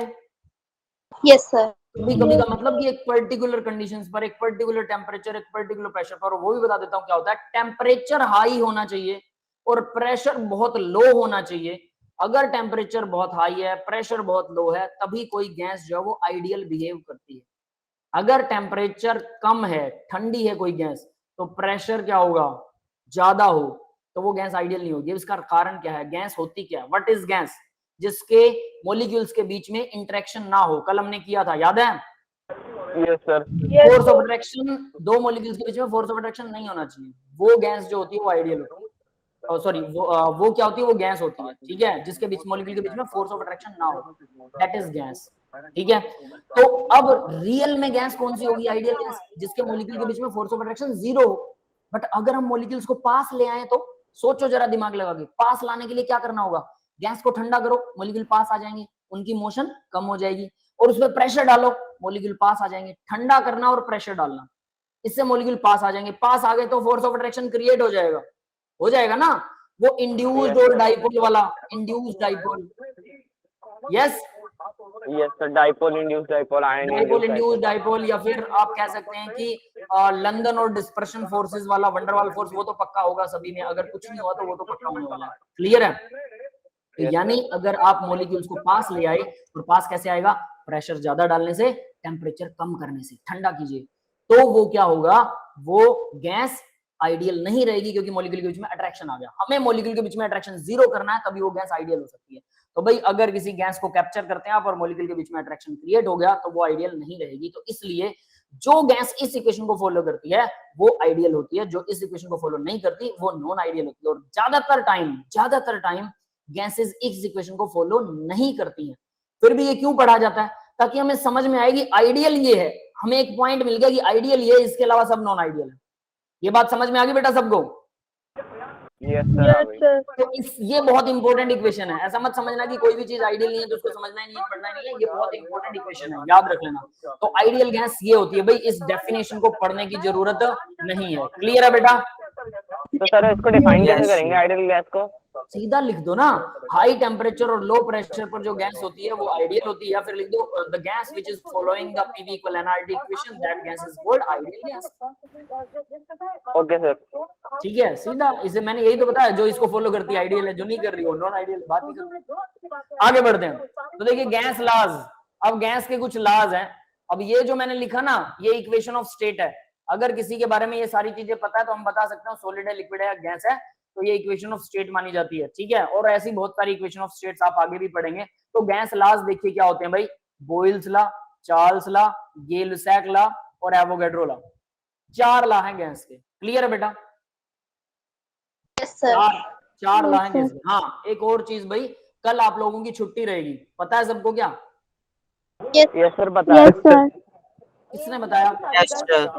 सर लग जाते हैं सोर्सेस हैं। साक्षी मैम। ओके ओके, ठीक है, दूसरे टीचर्स ने बता दिया, बहुत अच्छी बात है, मुझे अब याद आया वो। ठीक है, तो देखिए ये 4 लॉ से मिलकर हम बनाने वाले हैं पीवी इक्वल एनआरटी। 4 लॉ से एक गैस बनाएंगे, तो एक क्या बोलते इक्वेशन बनाएंगे PV equal NRT. Yes, clear है ये बात? Yes sir. 4 लॉ से मिलकर sir. पीवी इक्वल एनआरटी को बनाने वाले, तो इन चारों लॉ से ये छोटी सी इक्वेशन बनेगी। तो चारों लॉ भी बहुत आसान है, लेकिन इसमें थोड़े थोड़े ट्विस्ट हैं, तो अच्छे से याद रखना पड़ेगा। उनके ग्राफ सबसे इंपॉर्टेंट है, अब ये याद रख लेना। लॉज बहुत आसान है, लेकिन उनके ग्राफ आपको क्रैम करने पड़ेंगे, उनके ग्राफ को अच्छे से याद करना पड़ेगा, वो बहुत इंपॉर्टेंट है। उसी पर हमारे एडवांस लेवल पर क्वेश्चन आते हैं। और ये जो मैं लॉज बताऊंगा ये तो बच्चों का खेल है। ठीक है, 5 मिनट में चारों लॉ बता सकता हूं अगर आपने कर रखे, लेकिन हम यहाँ पे आपने पहले नहीं पढ़ा तो हम डिटेल में पढ़ेंगे एक एक लॉ को। ठीक है, तो बॉयल्स लॉ देखिए भाई, बॉयल्स ये सब साइंटिस्टों के नाम है। पहला है Boyle's law, state that the pressure of the gas tends to increase as the volume of the container decreases. Pressure अगर इंक्रीज करेंगे तो वॉल्यूम कंटेनर का डिक्रीज होगा। समझ में आ गया? Pressure inversely proportional to volume at constant temperature. ये लॉ, सर वॉल्यूम डिक्रीज कैसे होगा? प्रेशर बढ़ा रहे हो आप किसी चीज पे तो वॉल्यूम कम होगा कि नहीं होगा गैस का? यस सर कैसे कम होगा? कैसे सर कम बस होगा? कंप्रेस हो जाएगा। हाँ, कंप्रेस हो जाएगी गैस बेटा। गैस कंप्रेस होना मतलब वॉल्यूम कम होना ना। मान लीजिए आपके पास में क्या बोलते हैं उसे, सिरेंज, डॉक्टर की सिरेंज देखिए सबने? Yes sir. डॉक्टर की सिरेंज बनाते हैं हम लोग। यहाँ पर मान लीजिए आपके पास में डॉक्टर की ये सिरेंज है, और इस सिरेंज के अंदर हमें ये तो पता ही है कि गैस तो भरी रहती है ना। Yes sir. ठीक है, ये इसका पिस्टन है, तो जिस पिस्टन को हम ऊपर नीचे कर सकते हैं, तो यहाँ से आप इसको ना प्लग कर दीजिए, अपने फिंगर से प्लग कर दीजिए। ठीक है, गैस अंदर पहले है, नॉर्मल है, अब आपने अब प्लग किया, पीछे से पिस्टन को प्रेशर डालिए, तो पिस्टन अंदर जाएगा कि नहीं जाएगा? थोड़ा सा तो दबेगा। Yes sir. प्रेशर बढ़ाओगे तो गैस का वॉल्यूम कम हो गया, है ना? Yes sir. अगर इसे आप बहुत ज्यादा प्रेशर कर देते हो और ये पिस्टन लोहे का बना हो, ठीक है, और बहुत ज्यादा प्रेशर कर देते हो तो, और थोड़ा इसको ठंडा भी कर देंगे, तो ऑक्सीजन और नाइट्रोजन लिक्विड बन जाएंगे। क्लियर है? Yes, sir. इसका मतलब वॉल्यूम बहुत कम हो जाएगा, लिक्विड का वॉल्यूम तो गैस के मुकाबले बहुत कम होता है। अब लिक्विड को कंप्रेस करें तो लिक्विड लगभग इनकंप्रेसिबल होते हैं, उन्हें दबाया नहीं जा सकता, उनका वॉल्यूम कम नहीं हो सकता। हमने देखा था ना लिक्विड का वॉल्यूम फिक्स होता है, कल ही पढ़ा था। Yes, sir. Volume sir fix solid नहीं बन सकते हैं? क्या बेटा? सर सॉलिड नहीं बन सकते? और ठंडा कर दोगे तो सॉलिड बन जाएगा, सॉलिड बन जाएगा नो डाउट, ठंडा करने नो पर सर, बनेगा। प्रेशर कंप्रेस से। करने से सॉलिड नहीं बनेगा, it's not possible to compression के साथ साथ टेम्परेचर को तो ठंडा करना ही पड़ेगा। दोनों चीजें साइमल्टेनियसली करने पर ही कोई चीज जो है वो लिक्विड या सॉलिड बन सकती है। सिर्फ एक फैक्टर से, हाँ सिर्फ ठंडा करने से सॉलिड बन सकता है, टेम्परेचर कम करने से कोई चीज लिक्विड और सॉलिड बनाई जा सकती है, लेकिन सिर्फ प्रेशर बढ़ाने से ऐसा करना पॉसिबल नहीं है। टेम्परेचर ही मेन फैक्टर है, आप ये कह सकते हैं। समझ में आ गया? Yes sir. हाँ बेटा। सॉलिड की टेम्परेचर कम करने से लिक्विड कैसे बन जाएगा? क्या क्या क्या? समझ गया सर। समझ गए, ठीक है, ओके ठीक है। तो आगे देखिए भाई, तो इस तरह से आप ये कह सकते हैं। तो ये ला वही है कि प्रेशर डालोगे तो क्या होगा।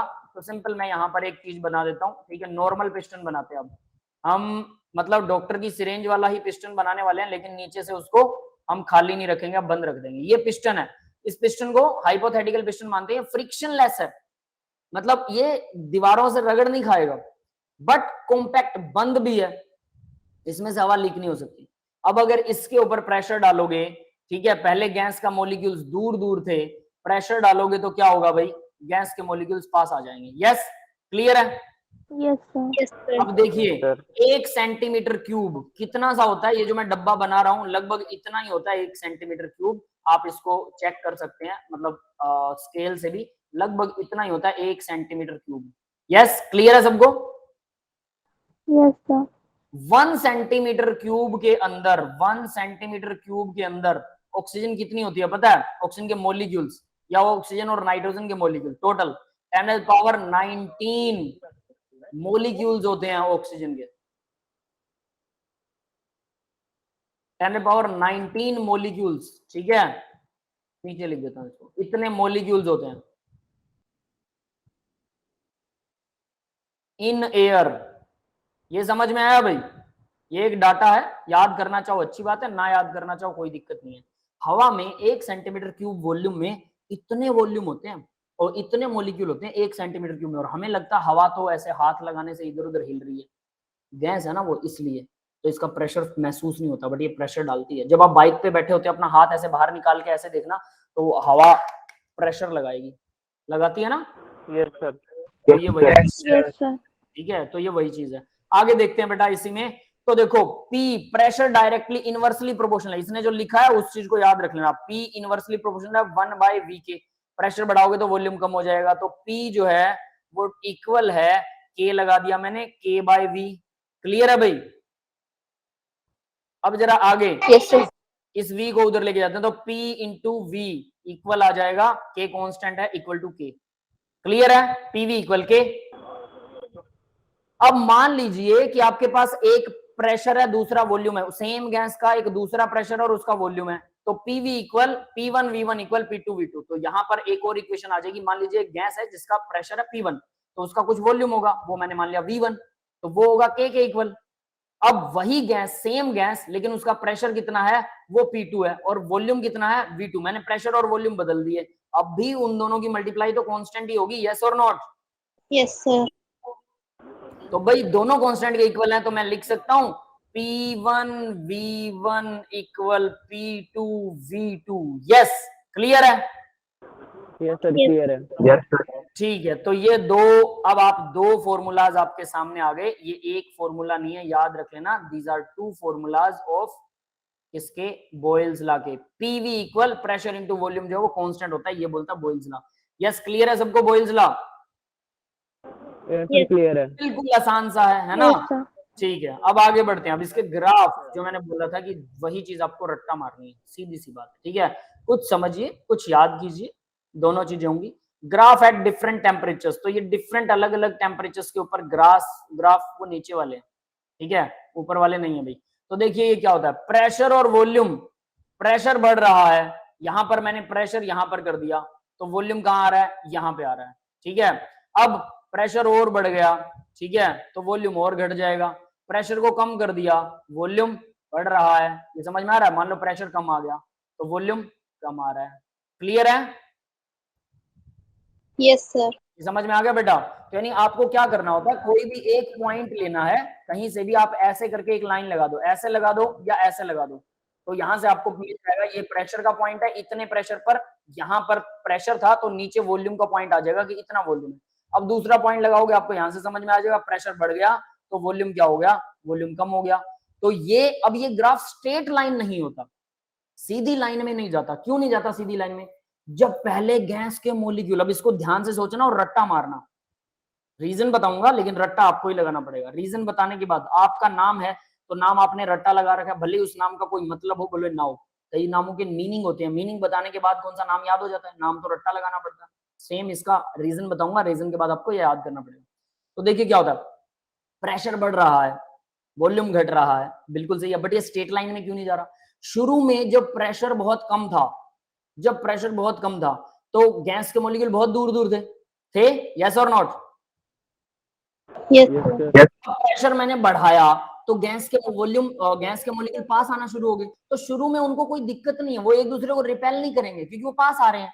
लेकिन जब प्रेशर काफी बढ़ गया, उसके बाद गैस के मॉलिक्यूल काफी पास आ गए, तो पास आ गए तो अब वो रिपेल भी करेंगे, उनके इलेक्ट्रॉन्स इधर उधर लेफ्ट राइट। अब अगर मैं प्रेशर डालूंगा तो उसका वॉल्यूम इतना कम नहीं होगा जितना शुरू में हो रहा था। यस, क्लियर है? Yes, sir. इस वजह से क्या बेटा? लास्ट वाली लाइन एक बार दोबारा बोलना प्लीज। देखिए जब प्रेशर बढ़ गया, काफी बढ़ गया, मान लो कि शुरू में ये मैं यहीं पे बना देता हूँ, ठीक है, जैसे शुरू में ये शुरू में यहां पर था पिस्टन, पिस्टन यहां पर था तो इसको दबाना बहुत आसान था। क्यों? क्योंकि गैस के मॉलिक्यूल बहुत दूर दूर थे, ठीक है, काफी दूर थे। अब क्या हुआ, जब पिस्टन यहां आ गया, इस जगह पर पिस्टन आ गया, अब जरा सोचिए गैस के मॉलिक्यूल्स काफी पास आ चुके हैं। अब इतने पास मॉलिक्यूल्स हैं कि अब अगर आप इसे दबाना चाहोगे तो ये कम दबेगा, मतलब अब ज्यादा प्रेशर डालोगे लेकिन वॉल्यूम थोड़ा सा कम होगा। पहले कम प्रेशर पे भी वॉल्यूम ज्यादा सारा कम हो रहा था। क्लियर है? Yes, sir. Yes, sir. इसका मतलब शुरू में ये देखिए जब प्रेशर कम था, ये रहा, यहां पर प्रेशर था तो वॉल्यूम इतना था। जब प्रेशर थोड़ा सा प्रेशर बढ़ाया तो वॉल्यूम में काफी फर्क पड़ गया, वो काफी कम हो गया। बट जब हम ऊपर पहुंच गए, ऊपर देखिए यहां पर ये प्रेशर है, मैंने प्रेशर और बढ़ा दिया, और बढ़ाया तो वॉल्यूम तो बिल्कुल इस दीवार के साथ साथ ही आ रहा है, वॉल्यूम बिल्कुल थोड़ा सा कम हुआ, जबकि प्रेशर में तो चेंज काफी है। समझ में आ गया? इस वजह से ये स्ट्रेट लाइन नहीं है। मतलब स्ट्रेट लाइन का मतलब अगर ये ऐसे होता तो जितना आप प्रेशर बढ़ा रहे हो उतना ही वॉल्यूम कम हो रहा है, इधर से प्रेशर ज्यादा बढ़ रहा है तो वॉल्यूम, देखिए प्रेशर और वॉल्यूम का ये वाला गैप देखो, ये वाला गैप बराबर आ रहा है ना? Yes, sir. तो इसका Yes, मतलब sir. जितना प्रेशर डाल रहे हो उतना ही वॉल्यूम कम हो रहा है। बट हर बार ऐसा नहीं होता, शुरू में वॉल्यूम ज्यादा कम होता है, लास्ट में वॉल्यूम बहुत ही थोड़ा कम होता है, थोड़ा घटता है, बीच सिक में लगभग वो स्ट्रेट लाइन ऐसा होता है। बीच में ये वाली लाइन देखो लगभग स्ट्रेट लाइन है। समझ में आ रही है बेटा? क्लियर है? तो इसका मतलब ये कर्व होता है, कर्व। अब रट्टा मारना, प्रेशर वॉल्यूम का ग्राफ जो है कर्व होता है। क्यों कर्व होता है? शुरू में प्रेशर डालने पर, थोड़ा सा प्रेशर डालने पर वॉल्यूम ज्यादा सारा कम हो जाता है, और लास्ट में ज्यादा सारा प्रेशर डालने पर वॉल्यूम थोड़ा सा घटता है। ये है वजह, पहला रीजन। नेक्स्ट देखिए, प्रेशर और 1/v का ग्राफ जो होता है वो स्ट्रेट लाइन होता है। 1/v, v का उल्टा 1/v, ये स्ट्रेट लाइन होता है। अब ये स्ट्रेट लाइन कैसे होता है कि प्रेशर बढ़ाओगे, यहां पर प्रेशर है, ठीक है, तो 1/v वॉल्यूम यहां पर है, वॉल्यूम का उल्टा है ये। प्रेशर और बढ़ाया तो वॉल्यूम का उल्टा भी 1/v इक्वल, वो इक्वल पार्ट्स में ही घटता है वॉल्यूम का उल्टा, इक्वल पार्ट्स में। अब देखा जाए तो ये वाला ग्राफ अगर कर्व में था तो ये वाला भी कर्व में ही होना चाहिए, क्योंकि ये 1/v है, सिर्फ फर्क तो उतना पड़ा, तो ये भी कर्व में होना चाहिए, बट ये स्ट्रेट लाइन के अंदर आता है। ठीक है, जब इसको एक्सपेरिमेंटली करते हैं तो स्ट्रेट लाइन में ही आता है। तो सीधी सी बात है, you should have to learn this. 1/v का ग्राफ हमेशा स्ट्रेट लाइन होगा, और प्रेशर और वॉल्यूम की मल्टीप्लाई और वॉल्यूम का ग्राफ ये भी स्ट्रेट लाइन होगा, लेकिन ये ना तो अपवर्ड होगा ना डाउनवर्ड होगा, ये बिल्कुल कांस्टेंट रहेगा। प्रेशर वॉल्यूम की मल्टीप्लाई कांस्टेंट रहती है, ये हमें पता है, पीवी इक्वल कांस्टेंट, तो आपने अभी करा है ना। तो पीवी कांस्टेंट है, तो अगर उसको वॉल्यूम, अब पीवी कांस्टेंट और वॉल्यूम बढ़ाते जा रहे हो तो प्रेशर उस हिसाब से एक टोटल ग्राफ कांस्टेंट ही रहने वाला है, इसमें कोई फर्क नहीं पड़ेगा। ठीक है भाई, तीनों ग्राफ समझ में आ गए? बात करने हैं तीनों ग्राफ कौन सा किसके अगेंस्ट है। नेक्स्ट देखिए, एट डिफरेंट टेम्परेचर, तो प्रेशर वॉल्यूम का ग्राफ क्या होता है, कर्व में होता है, बिल्कुल सही है। तो टेम्परेचर बदल दिया मैंने, टेम्परेचर फिक्स रखना है बॉयल्स लॉ में, ठीक है। तो temperature T1 T2 T3 graph के अंदर दिखा रखा है, T1 सबसे कम वाला है, T3 सबसे ज्यादा वाला है, ज्यादा टेम्परेचर है। टेम्परेचर अगर बढ़ गया T3 दैट इज, ठीक है, तो क्या होगा भाई, टेम्परेचर बढ़ने पर वॉल्यूम बढ़ेगा ना। ये देखिए वॉल्यूम, T1 पर वॉल्यूम तो ये रहा, इसको ऐसे लीजिए, T1 पर वॉल्यूम ये रहा, ठीक है, T2 पर ये रहा, T3 पर ये रहा, तो T3 पर वॉल्यूम ज्यादा है, यस और नॉट? Yes sir. क्लियर है? तो ऑब्वियस है टेम्परेचर बढ़ाओगे तो वॉल्यूम बढ़ जाता है। और यहाँ पर अगर T3 का ग्राफ बनाएंगे वो वैसा ही बनेगा, T3 के अगेंस्ट प्रेशर बढ़ाओगे तो वॉल्यूम कम होगा, प्रेशर और बढ़ाओगे तो वॉल्यूम और कम हो जाएगा, प्रेशर और बढ़ाओगे तो वॉल्यूम और कम हो जाएगा। ग्राफ वही रहेगा जो हमने ऊपर पहला ग्राफ किया है, सेम यही वाला ग्राफ रहने वाला है, इसमें कोई फर्क नहीं आएगा, ठीक है। लेकिन अलग अलग टेम्परेचर पर है, तो T3 का ग्राफ ऊपर है, बस ये याद रख लेना। टेम्परेचर बढ़ाओगे तो क्या होगा, वॉल्यूम बढ़ जाएगा, वॉल्यूम को ज्यादा दिखाना है, ठीक है। ये सेम वॉल्यूम है, यहाँ पर तो वॉल्यूम सेम है, ये बढ़ेगा नहीं, ये मैं गड़बड़ कर रहा हूँ सॉरी। ये देखिए वॉल्यूम तो सेम आ रहा है तीनों पॉइंट्स पर, ठीक है, बट प्रेशर क्या है, T1 कम टेम्परेचर पर प्रेशर कम होगा, टेम्परेचर बढ़ाओ दोगे प्रेशर बढ़ जाएगा, टेम्परेचर और बढ़ा दोगे तो प्रेशर और बढ़ जाएगा, यानी तीनों के तीनों प्रेशर अलग है। T3 पर प्रेशर ज्यादा होगा, वॉल्यूम उतना ही है। तो किसी गैस का अगर आप नीचे से गर्म कर रहे हो, उसका प्रेशर, उसका वॉल्यूम बढ़ने नहीं दे रहे, तो अंदर के मॉलिक्यूल ज्यादा टक्कर मारेंगे एक दूसरे को, प्रेशर ज्यादा क्रिएट करेंगे। यस, क्लियर है? Yes sir. ठीक है। अब उसके बाद में प्रेशर वर्सेस 1/v, इसका ग्राफ दे दी। देखिए तो यहाँ पर हमने प्रेशर वर्सेस 1/v का एक ग्राफ किया था, ये ओरिजिन से यहाँ से ऐसे करके ऐसे डॉट डॉट करके मिला सकते हैं, हमसे कोई दिक्कत नहीं है, लेकिन इन्होंने मिलाया नहीं है, उसका रीजन हम आगे पढ़ेंगे कि ये मिलता क्यों नहीं है, ठीक है। क्योंकि यहाँ पर दोनों का वॉल्यूम तो जीरो हो जाएगा ना गैस का, तो क्या कभी गैस का वॉल्यूम जीरो हो सकता है? वो गैस ही नहीं रहेगी अगर वॉल्यूम जीरो हो गया, ठीक है। तो इसलिए हम इसको जीरो नहीं दिखाते, डॉटेड लाइन में एक्स्ट्रा प्लॉट कर रखा है, इसको बोलते हैं एक्स्ट्रा प्लॉट करना, क्योंकि जीरो नहीं हो सकता वॉल्यूम। तो देखिए T1 पर वही चीज है 1/v की वैल्यू, T2 पर 1/v की वैल्यू, ठीक है। तो T1 पर प्रेशर क्या है, कम है, T2 पर प्रेशर बढ़ गया, ठीक है। बस यही चीज सेम वही फिनोमिना जो पीछे वाले में लगाया, बस वैसा ही लगेगा, बट ग्राफ पहले वाला ये है। क्लियर है बेटा, ये समझ में आया ग्राफ? Yes sir. ठीक है। जब इस पे आप लोड्स ऑफ न्यूमेरिकल्स करेंगे तब आपको ये और बेटरली याद हो जाएगा, वरना याद नहीं होगा, याद रखेंगे, ठीक है। तो इस तरह से T1 T2 T3 के ऊपर ये ग्राफ बनता है, ठीक है।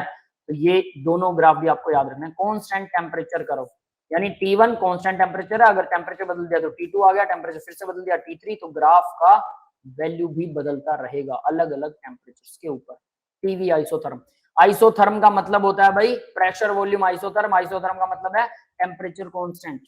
अलग अलग टेम्परेचर है, लेकिन एक पर्टिकुलर टाइम के लिए वो टेम्परेचर कांस्टेंट रहता है। क्लियर है? Yes sir. और इनको आइसोथर्म्स बोलते हैं, टेम्परेचर कांस्टेंट पर अलग अलग चीजें दिखाते हैं। नेक्स्ट चलिए भाई, तो अब बॉयल्स लॉ यहाँ पर कंप्लीट हो गया, यस इट इज कंप्लीटेड। अब बात करते हैं चार्ल्स लॉ की, ठीक है। नेक्स्ट है Charles law.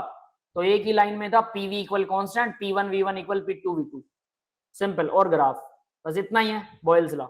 Charles law series में याद कीजिएगा, इनको गड़बड़ मत करना। चार्ल्स लॉ क्या कहता है, वॉल्यूम जो है वो इक्वल डायरेक्टली प्रोपोर्शनल होता है टेम्परेचर के। सोचिए जरा, मैं आपको यहाँ पर एक पिस्टन बना रहा हूँ और फिर से उसको पिस्टन के ऊपर ही वर्क करेंगे हम। ये पिस्टन है और ये पिस्टन के ऊपर ये पिस्टन है, इसके ऊपर मैंने 1 एटमॉस्फेरिक प्रेशर डाल दिया, जो नॉर्मल प्रेशर होता है। मैं इस प्रेशर को बढ़ाऊंगा नहीं, याद रख लेना, प्रेशर कांस्टेंट है यहाँ पे, ठीक है। अब मैंने नीचे से इसको गर्म किया, अगर मैं टेम्परेचर बढ़ा रहा हूं, सोचिए जरा, अगर टेम्परेचर बढ़ा रहा हूं तो वॉल्यूम बढ़ेगा कि नहीं? पिस्टन अपने आप ऊपर चला जाएगा, यस जाएगा ना अपने आप ऊपर, क्योंकि ऊपर से मैंने प्रेशर को तो कांस्टेंट कर रखा है, मैं उसको छेड़ नहीं रहा, ऊपर वाली नोब को नहीं छेड़ूंगा, वो अपने आप ऊपर चला जाएगा। यानी टेम्परेचर बढ़ेगा तो वॉल्यूम बढ़ेगा, या फिर यूं कहें वॉल्यूम बढ़ेगा तो टेम्परेचर। अब हम ऐसा क्यों कर रहे हैं, टेम्परेचर के डायरेक्टली भी तो वॉल्यूम को कर सकते थे, ये बहुत इंपॉर्टेंट पॉइंट है। Temperature directly proportional to volume, या टेम्परेचर इक्वल टू KV कर देते, बिल्कुल सही है, इसमें भी कोई दिक्कत नहीं है। बट इसका केवी और उसके वी में किसी एक को तो करना था हमें, तो हम बना रहे हैं P V equal N R T. तो टी इधर है भाई लेफ्ट साइड में और राइट साइड में, तो इसको राइट में रखना है, एन को भी राइट में रखना है। प्रेशर वॉल्यूम, तो पहला क्या था, पीवी इक्वल कांस्टेंट, ये था बॉयल्स लॉ, है ना। और अब V डायरेक्टली V इक्वल के टी, V के लिए बनाया, V जो है वो T के कांस्टेंट है। क्लियर है। अब इस इक्वेशन से तीनों लॉ अपने आप बना सकते हैं। पीवी जो होता है वो एनआरटी, अगर टेम्परेचर कांस्टेंट है, एन नंबर ऑफ मोल है वो तो कांस्टेंट होता है, आर गैस कांस्टेंट है, तो अगर इन तीनों को कांस्टेंट कर दें तो पीवी इक्वल कांस्टेंट हो जाएगा। पहला लॉ आ गया बॉयल्स लॉ। दूसरा लॉ देखिए, यहां से पी को हटा दीजिए, वॉल्यूम जो है एन और आर को कांस्टेंट कर दे तो डायरेक्टली प्रोपोर्शनल टू टी आ जाएगा। तो वॉल्यूम को बढ़ाएंगे तो टी मतलब टेम्परेचर बढ़ेगा तो वॉल्यूम बढ़ेगा, पढ़ना उल्टा पड़ेगा, टेम्परेचर बढ़ाओगे तो वॉल्यूम बढ़ जाता है। ये समझ में आ गया बेटा? Yes, sir. Yes, sir. अब आगे देखिए, इसी के अंदर कुछ और। हाँ बेटा, सर एक बार और बता दो वो। एक बार और बताऊं, देखिए सीधा आप याद कीजिए, टेम्परेचर डायरेक्टली प्रोपोर्शनल होता है वॉल्यूम के, टेम्परेचर बढ़ाओगे तो वॉल्यूम बढ़ जाएगा, बट क्योंकि हमें पीवी इक्वल एनआरटी के हिसाब से लिखना है तो V डायरेक्टली प्रोपोर्शनल टू, एक ही बात है ना, V directly proportional to T, यानी टेम्परेचर बढ़ेगा तो वॉल्यूम बढ़ेगा, तो वॉल्यूम इक्वल हो जाएगा KT के, बस K कांस्टेंट है यहाँ पे।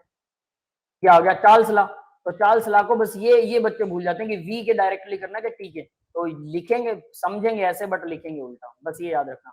बाकी की चीजें कांस्टेंट होती हैं। अगर मैंने ये बोला V directly proportional to T, तो V और T को छोड़ के बाकी सब कांस्टेंट है, नंबर ऑफ मोल कांस्टेंट है, ठीक है, और प्रेशर भी कांस्टेंट है, ये चीजें कांस्टेंट रहेंगी बाकी। क्लियर है सबको? Yes, sir.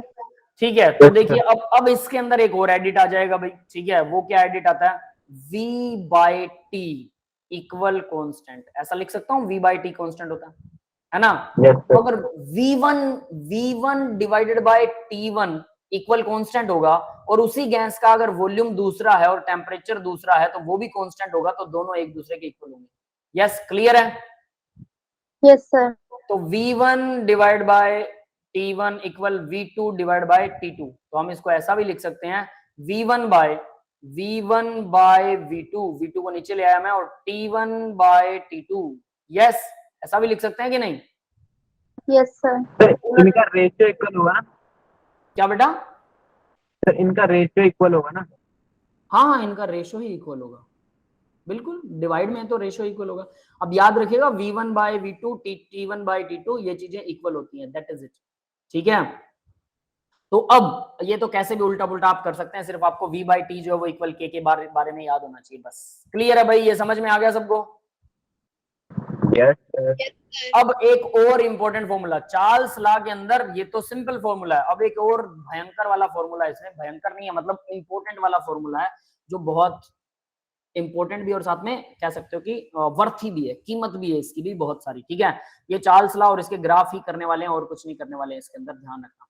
तो देखिए ये फॉर्मूला क्या कहता है, ये वाला फॉर्मूले की बात कर रहा हूं, ठीक है। ये क्या कहता है, V2, मान लो ये V2 या V फाइनल है, V फाइनल में से V इनिशियल को माइनस कर दिया, V नोट का मतलब होता है इनिशियल वॉल्यूम, लिखा भी हुआ है यहाँ पे इन्होंने, ठीक है, कहीं आप लोगों को लगे कि लिखा नहीं है, VF का मतलब V final volume, initial volume और फाइनल वॉल्यूम इक्वल होता है, ठीक है, V नोट के डिवाइड में आएगा, V नोट डिवाइडेड बाय 273.16 होता है, 15 नहीं है, 16 केल्विन।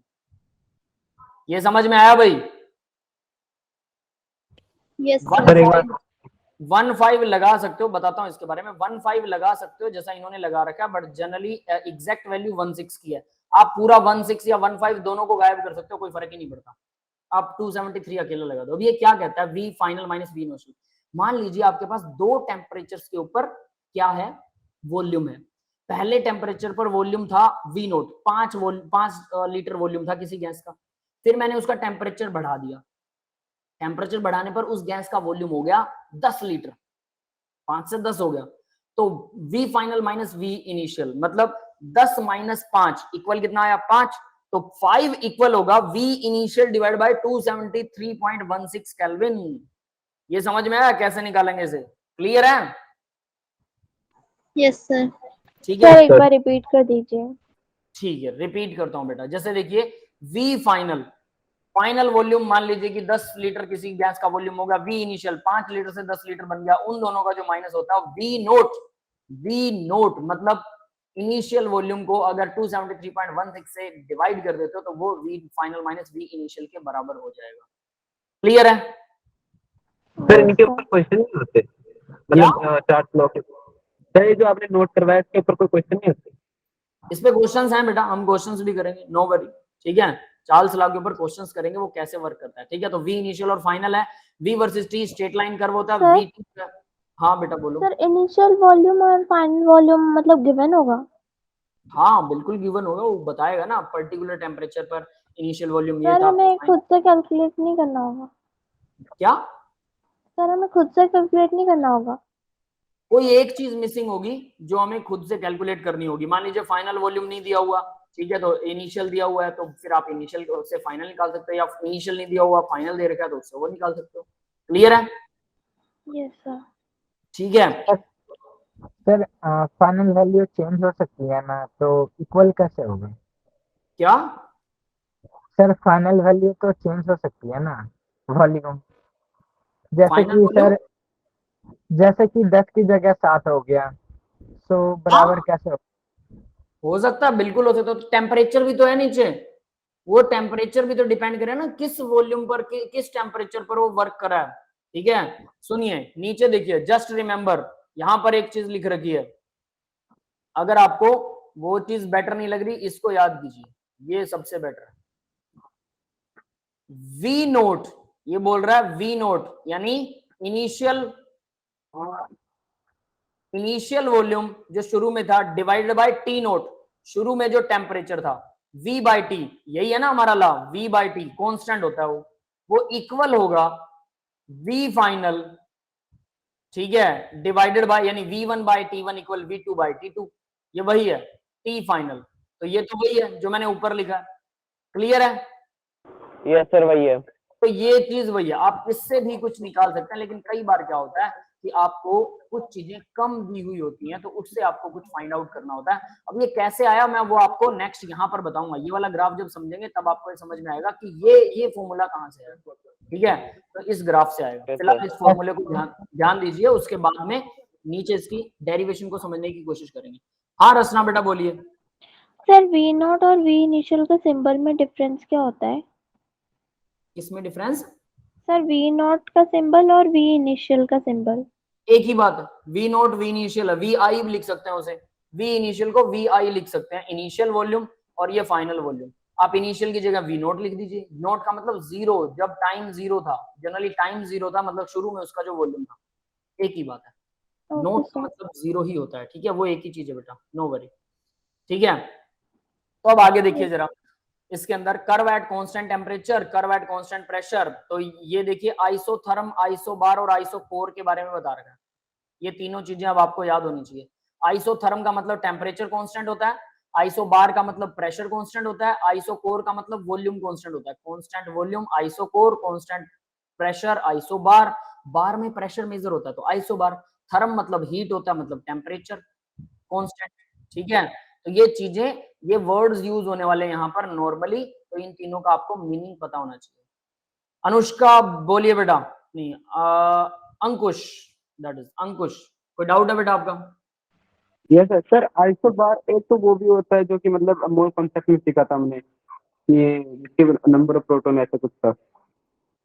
आइसोबार, वो आइसोटोप और आइसोबार थे, बिल्कुल बिल्कुल, हाँ वो आइसोटोप एंड आइसोबार थे। आइसोटोप्स क्या और ये होते हैं? आइसोबार जिनका एटॉमिक नंबर जो है वो सेम रहता है लेकिन उसका मास नंबर अलग होता है। और आइसोबार क्या होते हैं? जिनका मास नंबर सेम होता है, एटॉमिक नंबर अलग होता है। ठीक है, और सर ये बी आइसोबार है, हाँ ये बी सर बी ये जो है आइसोबार, ये आइसोबार वो आएंगे बेटा, क्या बोलते हैं, आइसोबार वाले प्रेशर, वो प्रेशर कांस्टेंट प्रेशर वाले आपको क्या बोलते हैं ग्राफ्स आएंगे, इसलिए उनको आइसोबार्स बोला जाता है। क्लियर है? ओके सर, मतलब वो अलग ही अलग। वो अलग है, ये अलग है, बिल्कुल बिल्कुल, इनका आपस में रिलेशन नहीं है। ठीक है, आइसोबार और आइसो, ये वाला आइसोबार वो अलग चीज है। तो यहाँ पर ये समझ में आ गया भी सबको। तो यहाँ T is absolute scale of temperature. अब ये चीज याद रखनी है आपको कि T जो है वो एब्सोल्यूट स्केल ऑफ टेम्परेचर है यहाँ पे। यानी केल्विन स्केल लेते हैं या थर्मोडाइनमिक स्केल ऑफ टेम्परेचर जिसको बोलते हैं, ठीक है। और T degree Celsius is equal to, यानी कि अगर आपको डिग्री सेल्सियस में कोई चीज दे रखी है वो इक्वल होती है T, जो भी डिग्री सेल्सियस में है, डिग्री सेल्सियस का वैल्यू प्लस में अगर आप उसके अंदर 273.16 केल्विन को जोड़ देते हो, ठीक है, तो वो क्या बन जाएगा, वो केल्विन, यहां पर वो केल्विन आ जाएगा, ये बन जाएगा केल्विन। तो केल्विन इक्वल होता है degree Celsius plus this one. ये समझ में आ गया? और ये केल्विन स्केल ही एब्सोल्यूट स्केल है। तो इसके ग्राफ्स को हम कल डिस्कस करेंगे, सिर्फ इतना याद कीजिए, बॉयल्स लॉ और चार्ल्स लॉ, ठीक है। अभी मैं रिकॉर्डिंग ऑफ कर रहा हूँ। That's all for the today's lecture. और किसी को डाउट है तो डाउट पूछिए, जितना काम दिया है